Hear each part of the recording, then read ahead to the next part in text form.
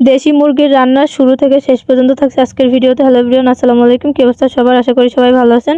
তো এখানে ফার্স্টে আম্মু মশলাগুলো সুন্দর মতো শিলে বেটে নিছে, কারণ হচ্ছে মশলা যদি ভালোভাবে না ফিনিশিং হয় তাহলে ভালো লাগে না। তো এখানে চুলায় না, আর আম্মু কড়াইতে মশলাগুলো দিয়ে দিছে। তো এখানে হচ্ছে পরে ঝালটা অ্যাড করছে আম্মু, যেহেতু আমরা সবাই গুঁড়ো ঝাল খাই বাসায়।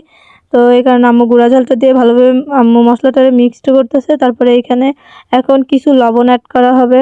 তো লবণ অ্যাড করার পরে এটা ভালোভাবে কষাইতে হবে, যদিও এটা আমি করছি, কারণ আমি শুধু নাড়াচাড়াই করতে পারি, রান্না করতে পারি না। তো এইখানে রসুন দেওয়া হয়েছে, তারপরে রসুন দেওয়ার পরে এটা এখন গোশ দেওয়া হয়েছে।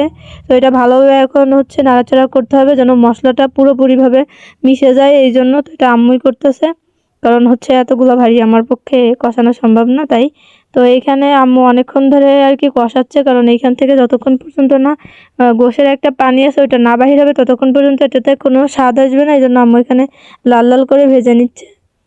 তো ভাজা আমাদের প্রায় কমপ্লিট। তো তখন আম্মু দেখাচ্ছে মুরগির ডিম আর হচ্ছে রসুন, আমরা এগুলা হচ্ছে গোশের সাথে অ্যাড করছি। তো এখানে প্রায় আমাদের লাল লাল করে ভাজা কমপ্লিট। তো এবার এখানে পানি অ্যাড করতে হবে। তো তারপরে আম্মু ভালো মতো এটা মিক্সড করে দেন তারপরে এখানে পানি অ্যাড করছে।